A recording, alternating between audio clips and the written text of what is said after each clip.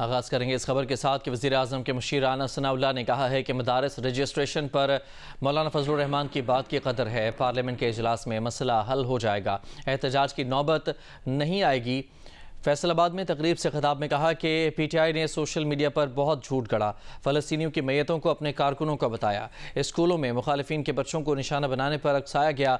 गाली गलोच, एहतजाज और अफरा तफरी की सियासत अब भी जारी रखी हुई है। मुल्क में ऐसी सियासत की कोई गुंजाइश नहीं।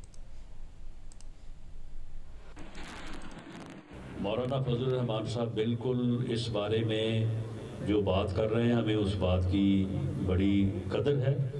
मौलाना साहब बहुत हमारे मुश्किल वक्त के साथी रहे हैं, बड़े ज़ीरक और बड़े समझदार जो है वो रहनुमा हैं।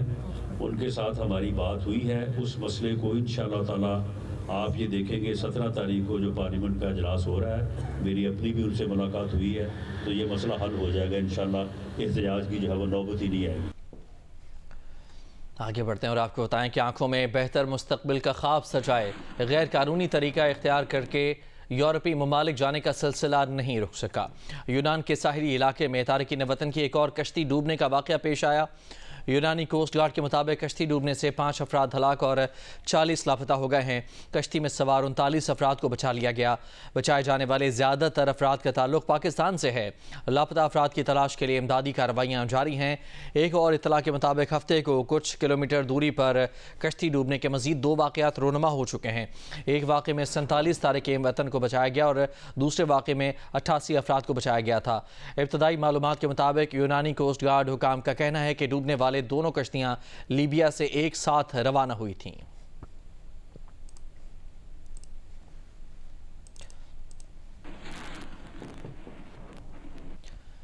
जनूबी यूनान में कश्ती उलटने के वाक़े में 47 पाकिस्तानियों को बचाया गया, जबकि एक पाकिस्तानी के जाँ बहक होने की तस्दीक की गई है। तर्जुमान दफ्तर खारजा मुमताज़ ज़हरा बलोच का कहना है कि इस मामले पर पाकिस्तानियों की सहूलत के लिए क्राइसिस मैनेजमेंट यूनिट को फ़ाल कर दिया गया है।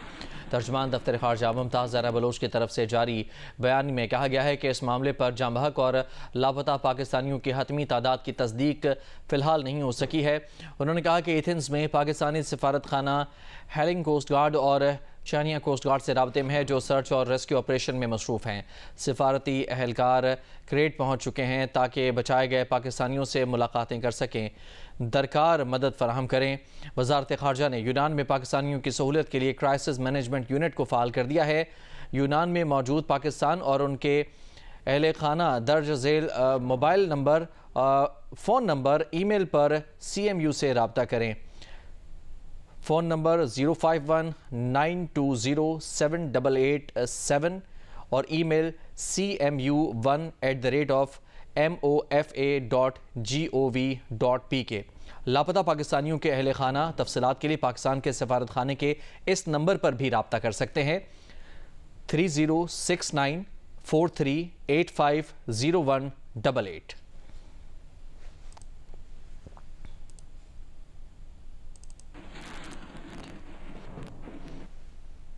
आगे बढ़ते हैं। वजारत ख़जाना ने मुल्क में पेट्रोल की कीमत बरकरार रखने का फैसला किया है। पेट्रोल की कीमत बदस्तूर 252 रुपये 10 पैसे फ़ी लीटर रहेगी। डीजल की कीमत में 3 रुपये 5 पैसे फ़ी लीटर कमी का फैसला किया गया है। हाई स्पीड डीजल की नई कीमत 255 रुपये 38 पैसे फ़ी लीटर मुकर्रर की गई है। लाइट डीजल की कीमत में 2 रुपये 78 पैसे फ़ी लीटर कमी की गई है। लाइट डीजल की नई कीमत 148 रुपये 95 पैसे फ़ी लीटर मुकर्रर की गई है। मिट्टी के तेल की कीमत में 3 रुपये 32 पैसे फ़ी लीटर कमी की गई है। नई कीमत 161 रुपये 66 पैसे फ़ी लीटर मुकर्रर की गई है। नई कीमतों का इतलाक़ रात 12 बजे से हो चुका है। वज़ीर आला पंजाब मरीम नवाज़ 8 रोज़ा दौरा चीन मुकम्मल करने के बाद लाहौर पहुँच गई हैं। वज़ीर आला मरीम नवाज़ के चीन के दौरे के दौरान मफाहमत की मुतादिद याददाश्तों पर दस्तखत किए गए। मरीम नवाज़ ने चीन में सेहत, तालीम, माहौलियात, ज़राअत, IT और दीगर शोबों के दौरे भी किए।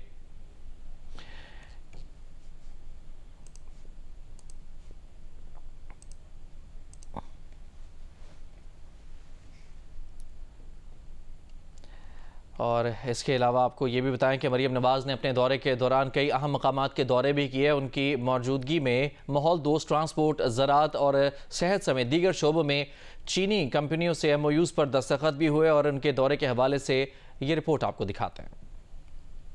वज़ीर आला पंजाब मरीम नवाज़ ने कम्युनिस्ट पार्टी ऑफ चाइना की दावत पर चीन का 8 रोज़ा दौरा किया। उन्होंने रोबोटिक ज़रूरी आलात बनाने वाले इदारे AI force, tech, blue tech air alliance, Hygeia medical, Xijing अस्पताल, Beijing municipal commission of transport, communist party of China के museum, Jinko solar company, Minhang district industrial zone, Shanghai experimental school, Huawei technologies और BGI genomics के दौरे किए। मरीम नवाज़ ने communist party of China के वज़ीर से मुलाकात और ज़ोहराने में शिरकत की। उन्होंने चीन के वज़ीर माहौलियात से मुलाकात भी की। वज़ीर आला पंजाब ने माहौलियाती आलूदगी पर कॉन्फ्रेंस और पंजाब चीन इन्वेस्टमेंट कॉन्फ्रेंस से खिताब भी किया, जबकि चीन की हुक्मरान जमात के आला वफूद से मुलाकातें भी की।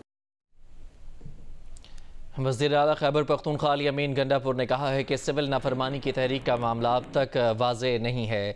जब वाज़े हिदायत आएंगी तो फिर देखेंगे।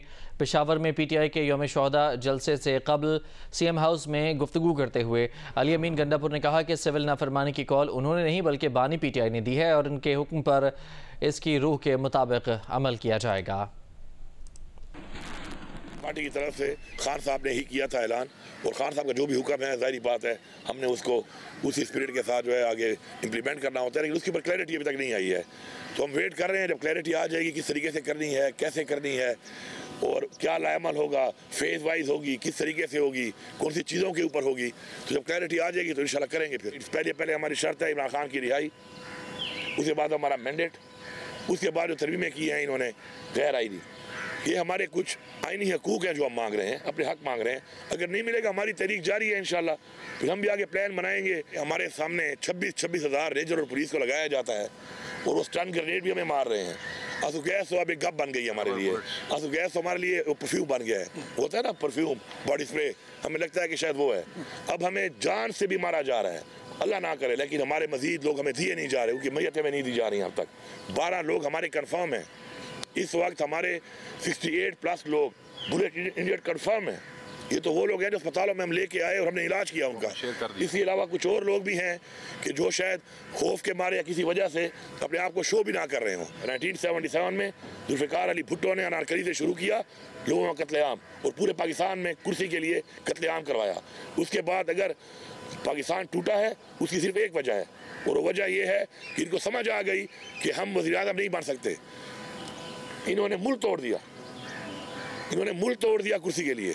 उसके बाद मॉडल टाउन में नून लीग ने क्या किया? वफाकी वज़ीर इत्तलाआत अताउल्लाह तारड़ ने कहा है कि अली अमीन गंडापुर जितनी बढ़के मार ले उनकी हर कॉल नाकाम होगी। इस्लामाबाद में गुफ्तगू करते हुए अता तारड़ ने कहा कि उनकी अगली कॉल का इंतज़ार कर रहे हैं, फाइनल कॉल की तरह ये भी नाकाम होगी। अता तारड़ ने कहा कि इनकी कोई कॉल पुरअमन नहीं रही, कानून हाथ में लेंगे तो क्रैकडाउन ज़रूर होगा। बुशरा बीबी आपके खिलाफ है, आप उनके खिलाफ है और आप दोनों मौके से फरार हो गए और फाइनल कॉल को आप लोगों ने नाकाम कर दिया, तो सियासी तौर पे तो आपकी नाकामी है। तो आपकी कोई कॉल पुरअमन नहीं थी, अब अगली कॉल का तो हम इंतजार करेंगे। आप अगली कॉल आप में अल्हम्दुलिल्लाह इतनी हिम्मत नहीं है कि आप अगली कॉल दे सकें, अगली कॉल पर अमल पैरा हो सके। और बढ़के मारना कि मैं जी फलां कर दूंगा, ढमका कर दूंगा, आप कुछ नहीं कर सकते हैं। आप सियासी तौर पे नाकाम हैं, आप इंतज़ामी तौर पे नाकाम हैं, आप सूबे के मामलात को संभालने में नाकाम हैं। जाली ब्रीफिंग दो मर्जी दें। अगर फौजी प्रोडक्ट का बॉयकॉट करना था तो सबसे पहले अबानी चेयरमैन PTI का करते ना, सबसे बड़ी प्रोडक्ट तो वो खुद थे।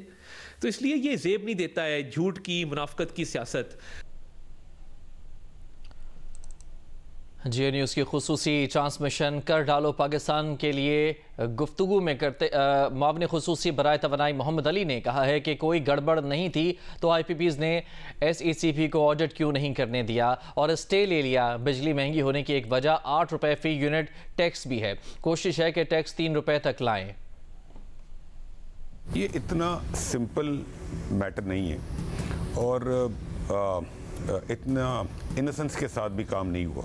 There's a lot which has happened at a deeper level. जब हमने 2020 में नेगोशिएशन की तो पास के एक्सेस प्रॉफिट्स हमने आइडेंटिफाई किए और MOU में हमने एग्री किया कि नेपरा उनको डिटरमिन करेगा बीइंग द रेगुलेटर। पास की जो प्रॉफिटेबिलिटी जो हमने एस्टैब्लिश की थी तो उस वक्त डिसाइड हुआ कि आर्बिट्रेशन करेंगे। ठीक है, आज 4 साल हो गए आर्बिट्रेशन नहीं हुई। अब आप सोचें ना, एक मुल्क के अंदर अगर 4 साल तक एक मैटर को आर्बिट्रेशन में नहीं लिया जाया जा सकता तो there is reason behind it ना। 18 APPs शाहजेब हम पिछले 4 हफ्ते से निगोशिएट कर रहे हैं। अगर कोई जोर जबरदस्ती होती तो 4 हफ्ते लगते हमें, आप खुद बताएं ना।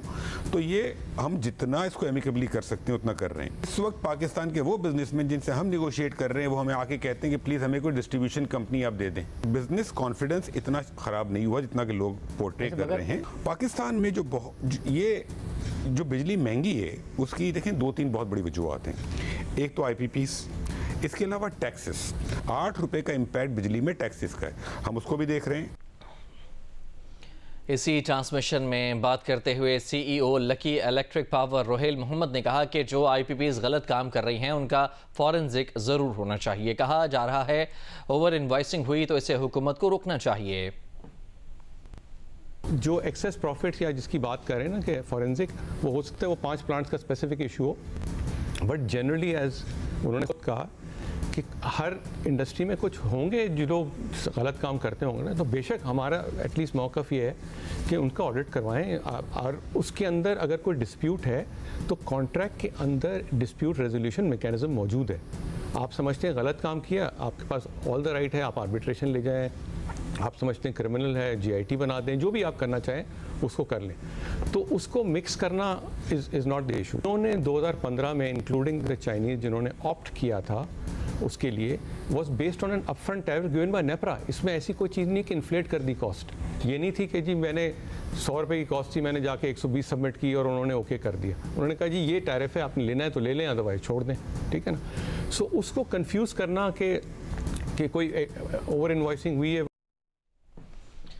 सानेह आर्मी पब्लिक स्कूल को 10 बरस बीत जाने के बावजूद भी उसके ज़ख्म अब भी ताज़ा हैं। कई घरानों की खुशियां उनसे रूठ चुकी हैं। ऐसे ही एक घराने के हवाले से बताएंगी पेशावर से नादिया सुबुही इस रिपोर्ट में।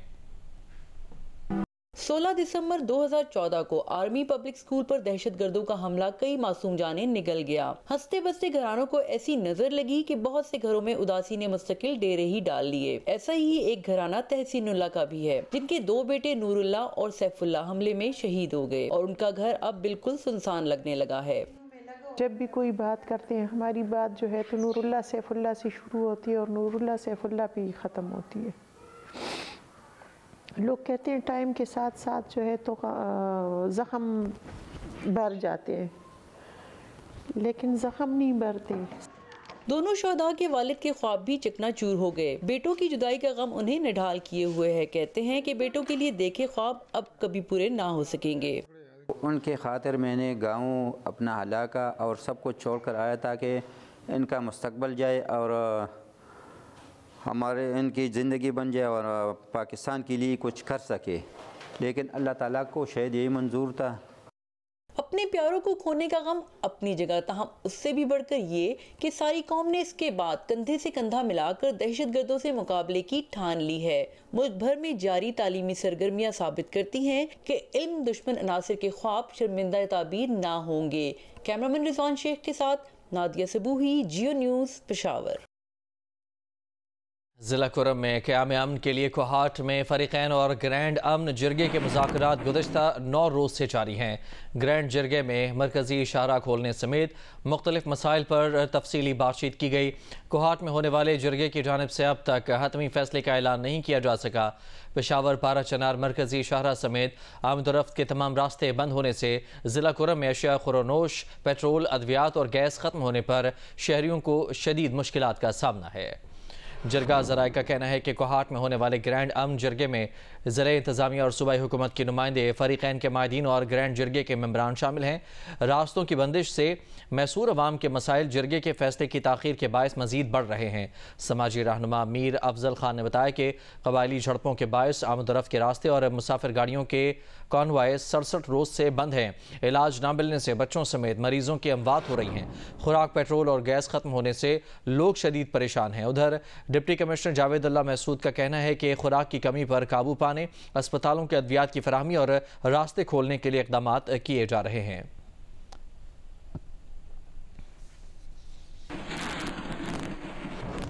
16 दिसंबर यौम सुकूत ढाका, वो तारीख जब अपनों की गलतियों और गैरों की साजिशों ने दुनिया की सबसे बड़ी मुस्लिम रियासत को दो टुकड़ों में तकसीम करके मशरकी पाकिस्तान को बांग्लादेश बना दिया था।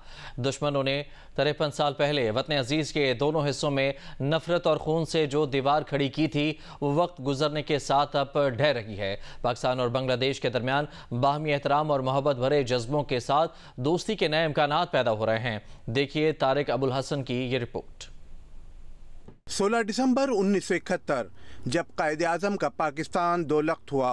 ये पाकिस्तान की तारीख का वो अलमनाक बाप है जब लाखों जानों की कुर्बानी से बनने वाला मुल्क फिर बेशुमार जानों की ज़िया के साथ टूट गया। आज का दिन सिर्फ सानहे मशरक़ी पाकिस्तान की याद ही नहीं दिलाता, बल्कि ये सवाल भी उठाता है कि इससे हमने क्या सीखा। सबक सीखने का काम जो है अवाम का नहीं है, ये पॉलिसी साजों और फैसला साजों का है। सबक उनको सीखना चाहिए।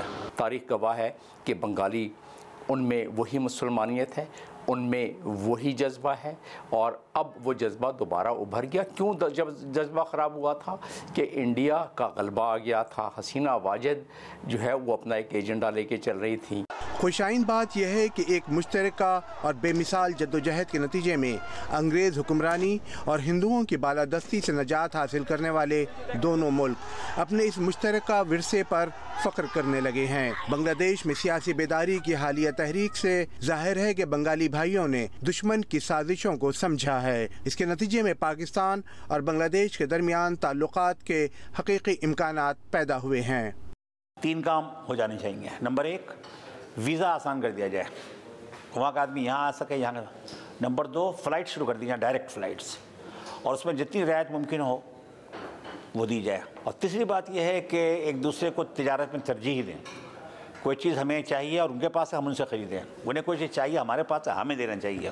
हमें कल्चरल एक्सचेंज शुरू करना चाहिए। वो बड़ी मोहब्बत रखते हैं, सहाफ़त से ताल्लुक़ रखते हैं। जो दानिशमंद हैं, जो लिखारी हैं, वो लिखना शुरू करें इस पर, वो जाना शुरू करें, वो आना शुरू करें, एक्सचेंज शुरू हो जाए।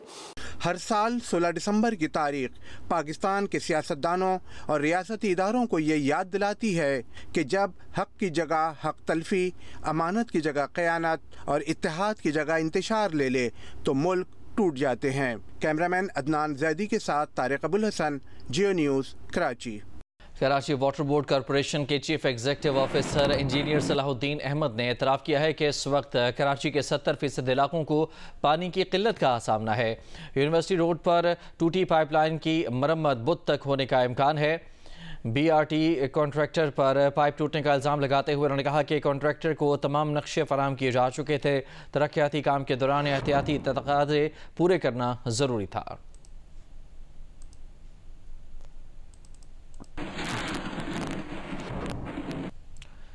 दरियाए सिंध से नहरें निकालने के मंसूबे के खिलाफ सिंध यूनाइटेड पार्टी, जस्कम और पीपल्स पार्टी शहीद भुट्टो ने एहतजाज किया। रैलियां निकाली गईं। मुजाहिरीन ने दरियाए सिंध पर नहरों की तामीर का फैसला वापस लेने का मुतालबा किया।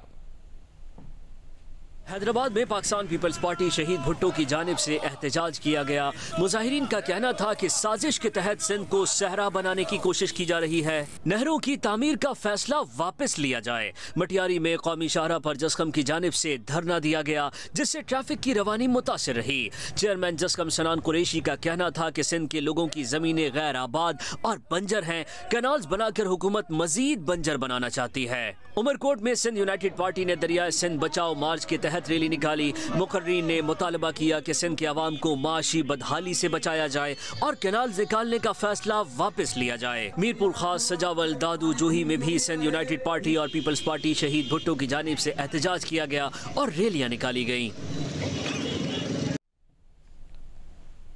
गवर्नर सिंध कामरान टसूरी ने कहा है कि सेनेटर फैसल वाडा जिस यूनिवर्सिटी से डॉक्टर बने हैं वहाँ से उन्होंने भी PhD किया है। गवर्नर हाउस में 82 ज़रूरतमंदों में और फुटबॉल खिलाड़ियों में इमदादी चेक तकसीम करने की तकरीब से खिताब में गवर्नर ने कहा कि अब तक मुस्तहिक अफराद को 4 करोड़ रुपए तकसीम किए जा चुके हैं। फैसल वाडा जज्बाती खिलाड़ी हैं, कभी कभार ओन गोल कर देते हैं। फैसल वाडा भाई जो है वो हमारे भाई हैं, बहुत अच्छे खिलाड़ी हैं, जज्बाती खिलाड़ी हैं। कभी कभी ये भूल जाते हैं कौन सी साइड से खेलना है। तो उसके लिए उनको बिल्कुल इजाज़त है। मैं उनकी किसी बात का बुरा नहीं मानता, क्योंकि जो अच्छा खिलाड़ी हो, दिल का भी अच्छा हो, अगर वो कभी देखा ना आपने, जज्बात में खिलाड़ी अपने ही गोलकीपर के पास गोल मार देता है और फिर एकदम से सर पे हाथ आता है कि यार ये क्या कर गया। तो फैसल वाडा भाई की किसी बात का ना मैं बुरा मानता हूँ, ना किसी को मानना चाहिए। जिस यूनिवर्सिटी से फैसल वाडा साहब डॉक्टर बने हैं, वहीं से हमने PhD और सर्जनशिप की है, बस छोड़ दें, यूनिवर्सिटी एक ही है। हिंदुस्तान के मुमताज़ तरीन तबला नवाज और मौसीकार उस्ताद जाकिर हुसैन अमेरिका के शहर सैन फ्रांसिस्को में इंतकाल कर गए। उनकी उम्र 73 बरस थी। उस्ताद जाकिर हुसैन कुछ अरसे से दिल के मर्ज में मुब्तला थे। जाकिर हुसैन न सिर्फ हिंदुस्तान की क्लासिकी मौसीकी के बड़े आलिम थे, बल्कि जदीद मगरबी मौसीकी के भी शगफ रखते थे। उन्होंने कई मगरबी मौसीकीकारों के साथ भी काम किया। पाकिस्तान के मुमताज़ मौसीकार और गुलकार उस्ताद नुसरत फ़तेह अली ख़ान के साथ भी उन्होंने तबले पर जुगलबंदी की। उस्ताद जाकिर हुसैन को उनकी खिदमात के एतराफ़ में भारत में कई एजाज़ात से नवाजा गया। उन्हें 1988 में पद्मश्री, 2002 में पद्म भूषण और पिछले साल पद्म विभूषण का एजाज़ दिया गया। पद्म विभूषण भारत का दूसरा सबसे बड़ा कौमी एजाज़ है। उन्हें 1992 में दुनिया के बेहतरीन म्यूज़िक एल्बम की कैटेगरी में ग्रैमी अवार्ड मिला। उन्होंने दुनिया भर के ढोलचियों के साथ ग्लोबल ड्रम प्रोजेक्ट पर भी काम किया। उन्होंने अजीम हिदायतकार फ्रांसिस फोर्ड कोपोला की फिल्म एपोकलिप्स के लिए तबला बजाया और उन्हें बर्नार्डो बर्टोलुची जैसे हिदायतकार के साथ काम करने का एजाज़ भी हासिल हुआ। कराची में जारी 2 रोज़ा सिंध लिटरेचर फेस्टिवल के आखिरी रोज़ अदबी, सियासी, समाजी शख्सियात की बड़ी तादाद ने शिरकत की। फेस्टिवल का अहवाल जानते हैं इस रिपोर्ट में। कराची में 2 रोज़ा रंगारंग सिंध फेस्टिवल का इनकाद किया गया। सिंध फेस्टिवल के आखिरी रोज़ मुख्तलिफ सेशंस का एहतमाम किया गया, जिसमें किताब की रूनुमाई, मौसीकी के साथ साथ सिंध का रिवायती रक्स भी पेश किया। फेस्टिवल के आखिरी रोज़ मारूफ गुलकारों की शानदार परफॉर्मेंस और मुशायरे ने सिंध लिटरेचर फेस्टिवल को 4 चांद लगा दिए। सिंध लिटरेचर फेस्टिवल में अदब से ताल्लुक़ रखने वाले लोगों का तांता बंदा रहा। फेस्टिवल मुख्तलिफ स्टॉल्स भी लगाए गए, जो हर आने वाले की तवज्जो का मरकज रहे। सकाफती रंगों और सरगर्मियों से भरपूर सिंध लिटरेचर फेस्टिवल का मकसद सिंधी सकाफत, सिंधी मौज़ूआत और शायरी को उजागर करना होता है। सिंधी आर्ट के हाथों के कामों को भी फेस्टिवल में पेश किया गया था, जबकि सिंध की सकाफत, किताबों, रिवायती दस्तकारी के स्टॉल्स भी लगाए गए थे।